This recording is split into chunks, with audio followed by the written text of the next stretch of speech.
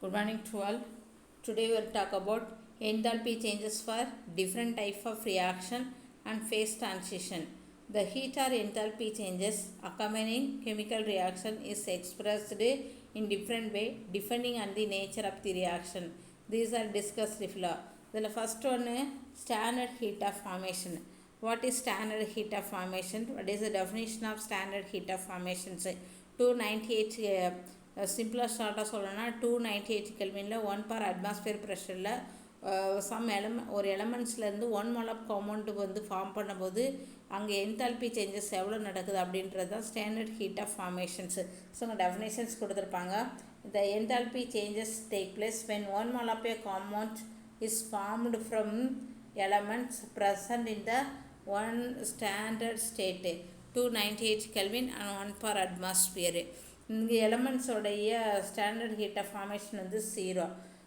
இங்கே பார்த்தீங்கன்னா 1 mole இந்த எலமெண்ட்ஸ்லேருந்து அயன் ப்ளஸ் சல்ஃபர் இந்த 2 எலமெண்ட்ஸ்லேருந்து 1 mole ஆஃப் காம்பவுண்ட் வந்து ஃபார்ம் ஆகுது. அங்கே எவ்வளோ என்தால்பி சேஞ்சஸ் நடந்திருக்குன்னா enthalpy standard heat of formation எவ்வளோ நடந்திருக்குன்னா -100 + 100.42 கிலோஜூல் மோல் இன்வர்ஸ். இங்கே கார்பன் ஹைட்ரஜன்ஸ் வந்து அசிட்டிலின் ஃபார்ம் ஆகும்போது plus 222.33 kilo per mole. So அதுக்கப்புறம் குளோரின் ஹைட்ரஜன்ஸ் வந்து ஹைட்ரஜன் குளோரைடு ஃபார்ம் பண்ணும்போது -92.4 kilojoule mole inverse. Sum of the காம்பவுண்ட்ஸோடைய ஸ்டாண்டர்ட் ஹீட் ஆஃப் ஃபார்மேஷன்ஸ் வந்து இங்கே கொடுத்துருக்காங்க. ஸோ நெக்ஸ்ட்டு பார்த்திங்கன்னா தெர்மோகெமிக்கல் ஈக்குவேஷன்ஸு.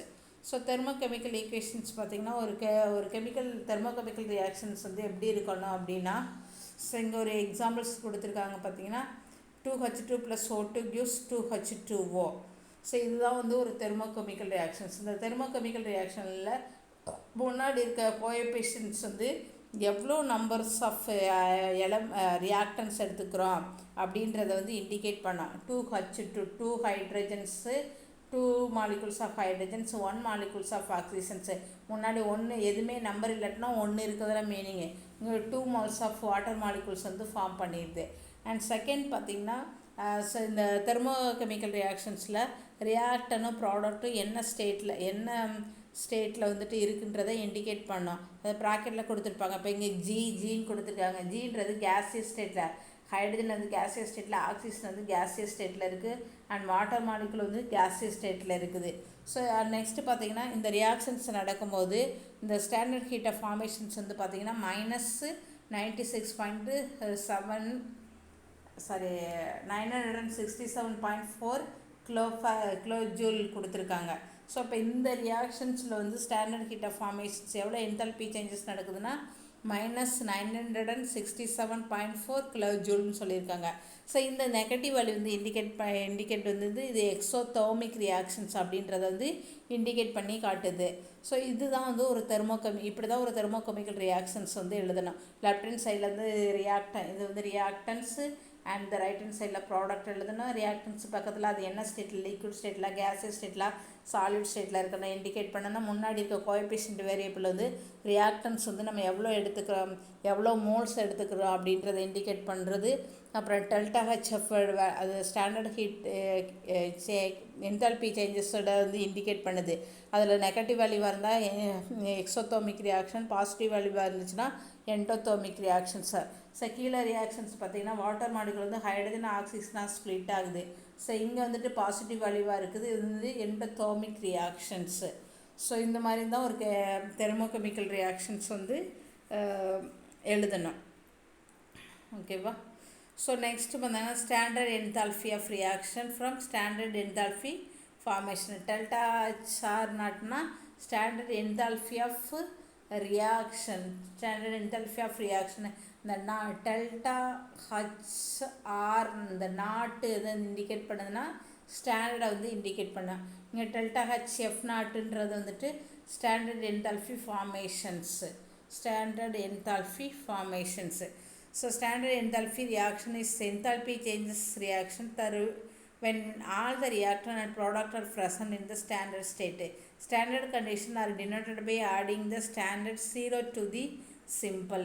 ஸோ நம்ம இங்கே சொல்லியிருக்காங்களா ΔHRனா ஸ்டாண்டர்ட் என்தால்பி அந்த 0 வந்து எதை இண்டிகேட் பண்ணுதுன்னா ஸ்டாண்டர்டை வந்து இண்டிகேட் பண்ணோம்.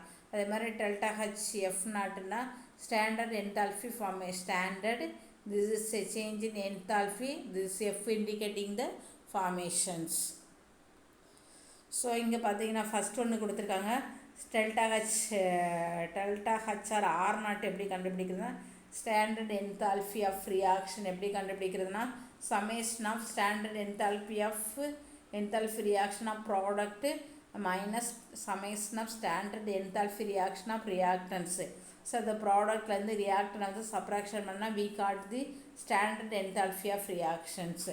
ஸோ அதே மாதிரி ஸ்டாண்டர்ட் என்தால்பி ஃபார்மேஷனுக்கு வந்து ப்ராடக்ட்லேருந்து ரியாக்ஷனை இந்த ஃபார்முலாவை யூஸ் பண்ணி வந்து நம்ம கால்குலேட் பண்ணணும். ஸோ இங்கே ஒரு ஹீட்டா கம்ப்யூஷன்ஸ் கொடுத்துருக்காங்க. இதோட டெஃபினிஷன்ஸ் பார்த்திங்கன்னா the heat combustion of substance is defined as the change in the enthalpy of a system. One mole of the substance is completely burning in excess of air or oxygen is denoted by delta Hc. Heat of combustion ஓட simple பார்த்திங்கன்னா delta Hc. So இங்கே பார்த்தீங்கன்னா 1 mole of the substance வந்துட்டு ஒரு oxygen excess of ஆக்சிஜனோட சேர்ந்து கம்ப்ளீட்டாக burn ஆகும்போது எவ்வளோ என்தால்பி சேஞ்சஸ் நடக்குது அப்படின்றதான் heat of கம்ப்யூஷன்ஸு. 1 mole of the substance is combined with air or oxygen கூட சேர்ந்து கம்ப்ளீட்டாக பர்னிங் ஆகுறது. கம்ப்யூஷன்னா பர்னிங்னு மீனிங்கு ஃபுல்லாக எரியிறது. ஸோ ஃபுல்லாக எரியும் போது எவ்வளோ என்தால்பி சேஞ்சஸ் நடக்குது அப்படின்றதான் ஹீட் ஆஃப் கம்ப்யூஷன்ஸு. ஸோ இங்கே எக்ஸாம்பிள்ஸ் கொடுத்துருக்காங்க பார்த்தீங்கன்னா ஹீட் ஆஃப் கம்ப்யூஷனோட சிம்பிள் பார்த்தீங்கன்னா delta H C. So change in enthalpy of combustions. So okay.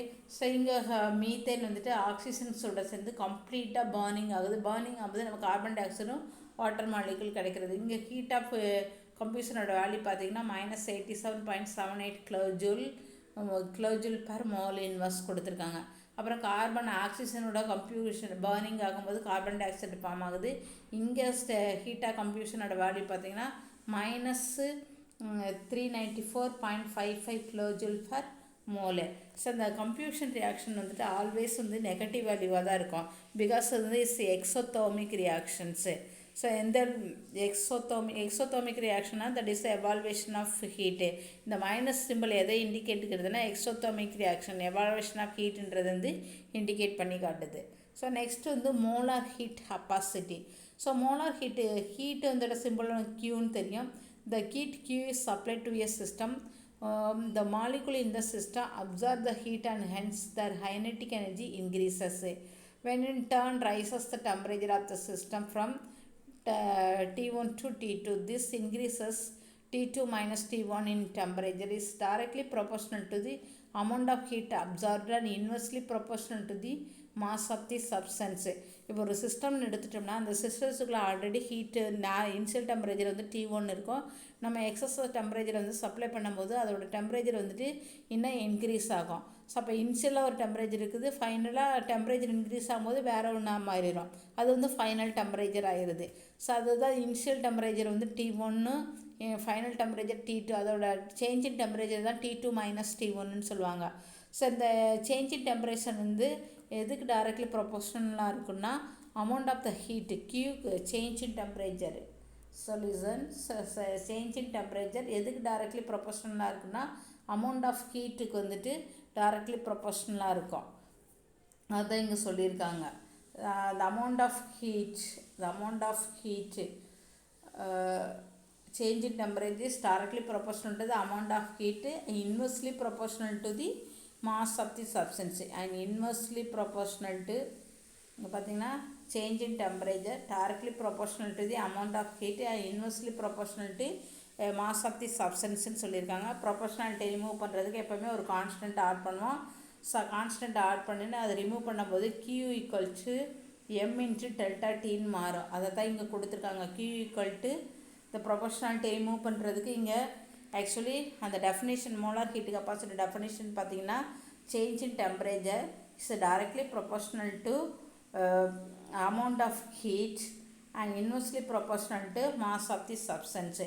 இந்த ப்ரொபோர்ஷனாலிட்டி ரிமூவ் பண்ணுறதுக்கு வி ஆடிங் த ஒரு கான்ஸ்டன்ட் சின்ற கான்ஸ்டன்ட் ஆட் பண்ணுறோம். சி இன்டு கியூ எம்ன்னு போடுறோம்.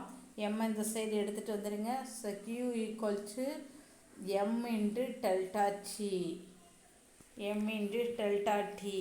ஸோ அதை தான் இங்கே கொடுத்துருக்காங்க.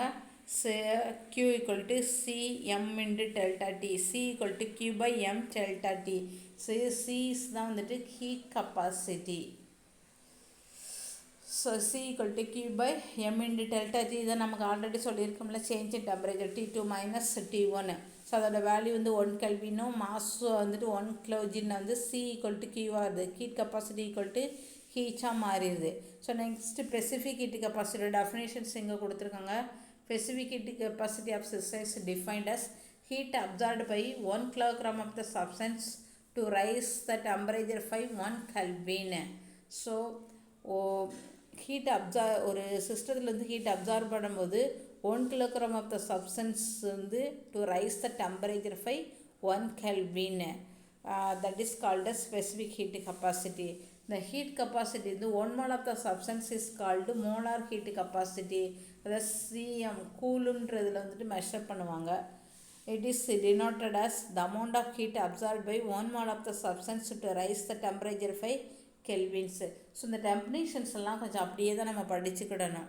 ஸோ ஓகே, நெக்ஸ்ட்டு பார்த்தோம்னா units of heat capacity. Heat capacity unit வந்து kelvin inverse mole inverse. So இந்த மோலார் ஹீட் கெப்பாசிட்டியை வந்துட்டு எப்படி எக்ஸ்ப்ரெஷன் பண்ணுறாங்கன்னா வால்யூமில் சிவின்னு எக்ஸ்ப்ரெஷன் பண்ணுறாங்க. Molar heat capacity of volume and சிபின்றது molar heat capacity of pressure. ஓகேவா? According to the first law thermodynamic நமக்கு தெரியும் U equal to Q plus W. U equal to Q minus PW. Wக்கு பதில் இங்கே P dV வந்து substitute பண்ணியிருக்காங்க. So Q equal to U plus P delta V. இந்த equation வந்து differentiate பண்ணுறாங்க.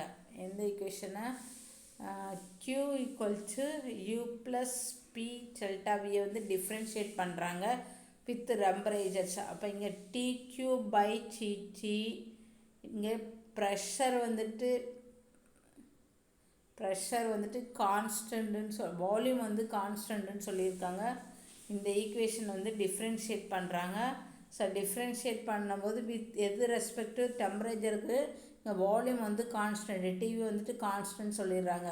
So நீங்கள் டிஃப்ரென்ஷியேஷன் மேக்ஸில் படிச்சிட்டிங்களா என்னன்னு தெரியல. U ப்ளஸ் PTV இதை டிஃப்ரென்ஷியேட் பண்ணுறோம். ஸோ இங்கே doe Q by doe T with respect to temperature இந்த கான்ஸ்டன்ட் வால்யூம். இங்கே doe U by doe T and constant volume. இதை டிஃப்ரென்ஷியேட் பண்ணும்போது இது கான்ஸ்டண்ட்டான்றதுனால அதோட வேல்யூ வந்து 0 ஆயிரும். ஸோ இந்த doe Q by doe T V equal to இதுக்கு பதில் அங்கே என்ன சப்ளை பண்ணிடுறாங்கன்னா சிவின்னு வந்து சப்ளை பண்ணிடுறாங்க. Constant volume CV equal to dou U by dou T with and constant volumes. So இந்த டோன்றது எதை இண்டிகேட் பண்ணிடுதுன்னா partial differentiations. Okay, so next வந்து கான்ஸ்டன்ட் ப்ரெஷருக்கு. அப்போ இந்த டெஃபினிஷன்ஸ் எப்படி சொல்லணும் அப்படின்னா இங்கே பார்த்தீங்கன்னா டெஃபினேஷனை வந்துட்டு எப்படி சொல்கிறாங்கன்னா the heat capacity at constant volume is defined as the rate of change of internal energy with respect to temperature at constant volume. The definition பார்த்தீங்கன்னா heat capacity at constant volume ஓட CV ஓட definition. heat capacity at constant volume வந்து எதில் express பண்ணுறோம்னா CVன்னு express பண்ணுற அதோட definition வந்து dou U by dou T HB. So heat capacity of a constant volume is defined as the partially differentiation with the internal energy with respect to temperature at constant volume. The rate of change of the differentiation வந்து என்ன சொல்லுவாங்க? The rate of change of. So இது mathematical டிஃப்ரென்ஷியேஷனோட மேத்தமெட்டிக்கலில் வந்து தான் ரேட்டுன்னு சொல்லுவாங்க. The rate of change of internal energy with respect to temperature and constant volume. So அதுதான் இங்கே சொல்லியிருக்காங்க. அடுத்து CB heat capacity of constant pressure CP equal to dou H by dou T HB. So இதை எப்படி சொல்லுவாங்கன்னா heat capacity of constant pressure which is equal to the rate of இந்த to differentiation வந்து எப்படி சொல்லுவாங்கன்னா the rate of change of enthalpy with respect to temperature at constant volume. So அதான் இங்கே கொடுத்துருக்காங்க. the molar heat capacity at constant pressure can be defined as the rate of change of enthalpy with respect to temperature at constant pressure. Okay, so next சிபிக்கும் சிபிக்கும் உள்ள relationship சொல்லியிருக்காங்க. நம்ம இந்த formula நமக்கு தெரியும், enthalpy formula. Enthalpy equal to internal energy plus product of pressure and volume. So 1 mole of ideal gas equation PV equal to NRT. இந்த பிவிக்கு பதில் என்ஆர்டி வந்து சப்ஸ்டியூட் பண்ணியிருக்காங்க. So H equal to U plus NRT. இந்த PV அதாவது நம்ம enthalpy ஈக்குவேஷனில் பிவிக்கு பதில் என்ஆர்டி சப்ஸ்டியூட் பண்ணியிருக்காங்க. ஸோ இந்த ஈக்குவேஷன் வந்து டிஃப்ரென்ஷியேட் பண்ணியிருக்காங்க. ஃபஸ்ட்டு இதில் என்ன, enthalpy equal to U plus PV. இதில் பிவிக்கு PV equal to nRT ideal gas equation தெரியும். இந்த பிவிக்கு பதில் எதோ சப்ஸ்டியூட் பண்ணியிருக்காங்கன்னா nRT. So H equal to U plus NRT. இந்த ஈக்குவேஷனை வந்து டிஃப்ரென்ஷியேட் பண்ணணும் with respect to temperature. With respect to temperature வந்து டிஃப்ரென்ஷியேட் பண்ணுறாங்க. DH by dT equal to dU by dT plus nRT by. So இந்த term வந்துட்டு 0 ஆகிடும். So இந்த டோஹெச் பை டோட்டின்னா நமக்கு சிபின்னு தெரியும். டோயூ பை டோட்டி டோட்டின்னா வந்துட்டு சிவின்னு தெரியும். அதான் dU by dT internal rate of change of internal energy with respect to டெம்பரேச்சர்ன்றது CV heat capacity of constant volume. DH by டோட்டின்னா என்ன, the rate of change of enthalpy with respect to temperature at constant pressure. அது வந்து CP. So இந்த டேர்முக்கு CP போட்டாங்க, இங்கே CV போட்டாங்க. So nRT okay. So nRT T தான் temperature வந்து அது அங்கே கேன்சல் ஆயிடுது. ஸோ என்ஆர் மட்டும் கிடைக்குதா. CP minus CV equal to nR. This is a relationship between CP and CV. So CP பார்த்திங்கன்னா அது கான்ஸ்டன்ட் ப்ரெஷர் ப்ராசஸில் system has to work against the surrounding. System work against the சரௌண்டிங்காக இருக்கும்போது CP always greater then சிவியாக இருக்கும். System against work the சரௌண்டிங்ஸாக இருக்கும்போது CP greater தென் CV. So next டெல்யூக்கும் டெல்டா ஹெச்சுக்குள்ள ரிலேஷன்ஷிப்பு. சிவினா நமக்கு தெரியும், சிவி வந்துட்டு d U by dT. So இந்த CV equal to d U by dT நமக்கு தெரியும். ஸோ டோயோ மட்டும் வச்சுக்கிட்டு இந்த இது கிராஸ் மல்டிப்ளேஷன் பண்ணியிருக்காங்க. அதே மாதிரி பார்த்திங்கன்னா இந்த டெல்டா டிடி தான் வந்துட்டு என்னது சேஞ்ச் இன் டெம்பரேச்சர். இந்த டீயை வந்து டெல்டாவாக மாற்றிக்கிறாங்க. ஸோ மாற்றினா அங்கே டெம்பரேச்சர் ஃபைனல்லேருந்து இனிஷியல், அதாவது T2 மைனஸ் T1. ஸோ இங்கே delta equal to N into CV T2 minus C1. அதே மாதிரி டெல்டா ஹச்சுக்கு இங்கே வந்துட்டு என்சிபி பண்ணுறாங்க. ஸோ நெக்ஸ்ட்டு ஃபைனல் எக்ஸ்ப்ரெஷன் நமக்கு என்ன வரும்னா திஸ் இஸ் டெல்டா ஹச்சுக்கும் டெல்டா ஈக்குள்ள ரிலேஷன்ஷிப்பு. ஸோ அதான் இங்கே என்ன வரும்னா delta H equal to n into CP T2 minus T1. So இந்த செஷனில் நம்ம என்னெல்லாம் டிஸ்கஸ் பண்ணியிருக்கோம்னா ஆல்ரெடி எஸ்டர்டே கிளாஸில் வந்து ஹச்சுக்கும் ஈக்குள்ள ரிலேஷன்ஷிப் பார்த்துட்டோம். இன்றைக்கி சிபிக்கும் சிவிக்குள்ள ரிலேஷன்ஷிப்பு, ஹீட்டாக கம்ப்யூஷன் என்ன, மோலார் ஹீட்டு கெப்பாசிட்டி, சிபி சிவிக்குள்ள ரிலேஷன்ஷிப்பு இதெல்லாம் வந்து டிஸ்கஸ் பண்ணியிருக்கோம். This is a homework for you. Thank you all. We will continue the next session.